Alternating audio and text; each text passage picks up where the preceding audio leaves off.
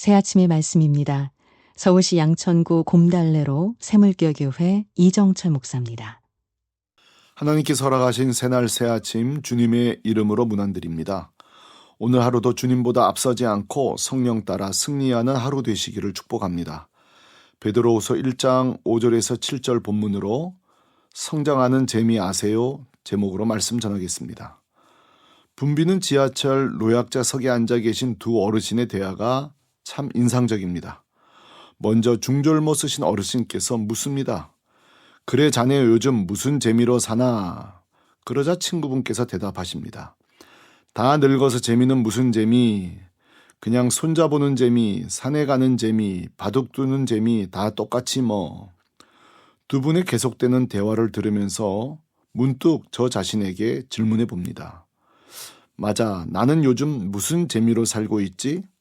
목사로서, 가정의 가장으로서, 중년 남성으로서 나는 과연 어떤 재미로 살고 있을까?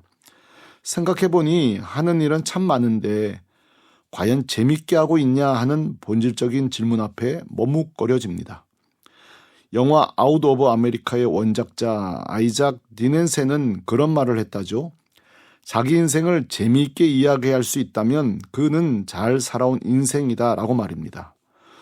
과연 나는 타인에게 내 목회를, 내 가정을 재미있게 즐겁게 이야기할 수 있을까? 그렇습니다. 사람은 다른 창조물과 달리 그저 생존만을 위해 살지 않습니다. 짐승은 먹고 배부르고 생존하며 번식할 때 만족하지만 인간은 달라요. 인간은 호모 루덴스, 즉 놀이하는 인간입니다. 배가 불러도 시를 쓰고 그림을 그리고 노래를 부르고 유의와 가치를 추구할 때 참된 만족과 즐거움, 행복을 느낍니다.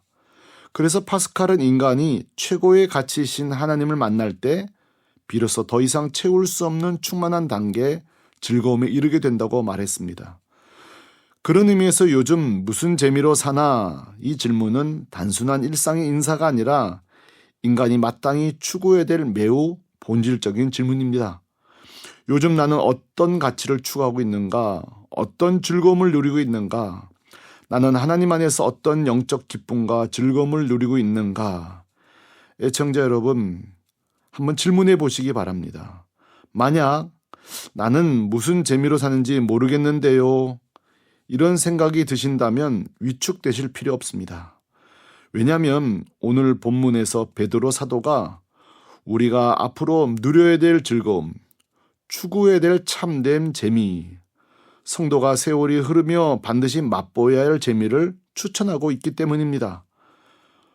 5절, 7절 그러므로 너희가 더욱 힘써 너희 믿음의 덕을, 덕의 지식을, 지식의 절제를, 절제의 인내를, 인내의 경건을, 경건의 형제 우애를, 형제 우애의 사랑을 더하라. 아멘. 한마디로 말하면 하나님 안에서 내가 성장하는 재미, 성장하는 즐거움을 누리라는 것입니다. 그렇다면 베드로가 소개하는 성도가 누려야 될 첫 번째 성장의 재미는 무엇입니까? 너희가 더욱 힘써 너희 믿음에 그랬습니다. 성장의 재미의 출발점은 예수 그리스도를 나의 구주와 구세주로 영접하는 믿음입니다. 믿음은 구원의 출발이기 때문입니다. 그래서 베드로는 1절에서 그 믿음을 보배로운 믿음이라고 소개했습니다.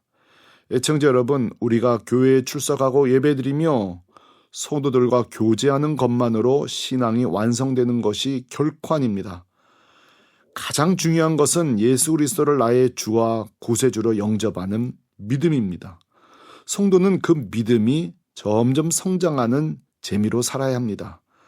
둘째 성장의 재미는 믿음의 덕을 더하는 것입니다.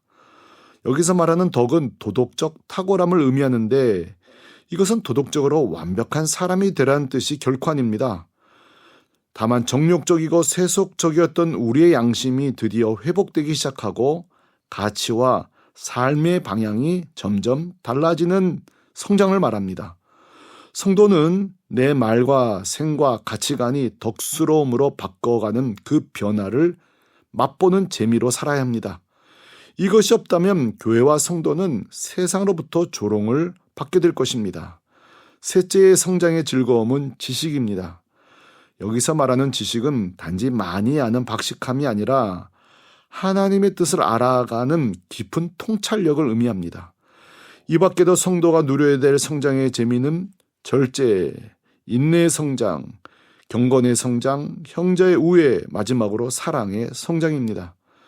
그러므로 성도는 예수를 믿는 순간 죄인이 의인되는 놀라운 신분의 변화만 누리는 것이 아니라 일상 속에서 언어의 변화, 생각의 변화, 타인에 대한 태도의 변화 등 실천적 변화와 성장의 재미를 맛보는 사람입니다. 그러나 많은 경우 나는 예수 믿고 죄사함 이미 받았는데 뭐 하며 오른손에 천국 티켓을 쥐고 왼손으로는 온갖 정욕과 세속의 죄를 짓는 모습을 볼 때가 있습니다. 그럴 때면 과연 저 사람이 구원받은 사람인가 심히 의심스러울 때가 있습니다. 그러므로 진정한 성도는 이 땅에서 살면서 반드시 맛보아야 할 재미, 즉 성장의 재미를 누려야 합니다. 성경에는 참으로 볼품없는 신앙으로 출발했지만 훗날 멋지게 성장한 인물들이 등장합니다. 대표적 인물이 야곱입니다. 그는 팥죽으로 형 에서를 속이고 양털로 눈먼 아버지를 속여 장자권을 빼앗지만 축복은커녕 도망자 신세, 나그네 신세, 노숙자 신세, 험한 세월을 보냅니다. 그러나 훗날 그는 속이는 자에서 축복하는 자로 이스라엘의 영적 조상으로 성장합니다. 이처럼 하나님의 자녀는 성장의 재미로 살아야 합니다. 예수님의 12 제자들도 마찬가지입니다. 그들은 수시로 다투고 불평하고 배신하고 부인하고 형편없는 모습으로 출발합니다. 그러나 3년간 예수님께 양육받고 성령 충만을 받은 후에는 모두 하나같이 성장했습니다. 베드로는 초대교회의 반석이 되었고 우리의 아들이란 별명을 가진 야고보와는 순교자가 되었으며 요한은 사랑의 사도가 되었습니다. 나머지 제자들도 모두 순교의 제물이 된 것으로 전해집니다. 그들은 구원받은 것으로 만족하지 않고 성장의 즐거움, 성장의 재미에 동참한 자들입니다. 이처럼 하나님의 자녀는 성장의 재미로 살아야 합니다. 기독교 역사상 가장 위대한 신학자로 손꼽히는 어거스틴도 마찬가지입니다. 청년 시절 누구보다 방황하던 자였습니다. 그러나 밀라노의 정원에서 로마서 13장을 읽으라는 하늘의 음성을 듣고 완전히 회심합니다. 그로부터 시작해서 그의 삶은 차츰차츰 성장해 갑니다. 정욕과 세속의 재미, 거짓된 만이교의 재미 대신 경건의 지식을 더해가는 영적 재미에 깊이 빠져들었습니다. 마침내 그는 서방교회의 신학적 기틀을 완성한 인물이 되었고 자신의 부끄러운 과거를 숨기지 않고 낱낱이 기록한 참회록을 통해 오늘날까지도 수많은 영혼을 깨우치고 있습니다. 하나님의 자녀는 성장하는 재미로 살아야 합니다. 그러고 보니 저에게도 목회의 재미가 있긴 있습니다. 바로 성도들의 변화하는 모습을 보는 재미입니다. 한 달에 한 번만 교회 나오겠다고 약속했던 남성도는 이제 주일과 선교회, 소그룹, 금요기대까지 모두 참석합니다. 한 가정의 성장을 보는 재미가 얼마나 좋은지 모릅니다. 또 5만 원 줄 테니 교회 가자 용돈 받는 재미로 나오던 아들이 이제는 예수를 믿고 모든 훈련에 참여하며 심지어 금요기도에서 간증까지 하고 이번에 세례를 받았습니다. 한 청년의 성장을 보는 재미가 너무 좋습니다. 교제하지 않던 분의 변화, 소그룹에 참여하지 않던 자의 성장, 타인과 대화하지 않던 분이 마음을 열고 대화하는 변화, 헌신이 없는 분들의 무한한 헌신의 변화, 웃지 않던 분의 한박 웃음, 늘 거칠고 투덜대던 분의 감사 입술 변화, 그 모든 변화를 볼 때마다 성도의 성장을 체험하는 재미가 얼마나 큰지 모릅니다.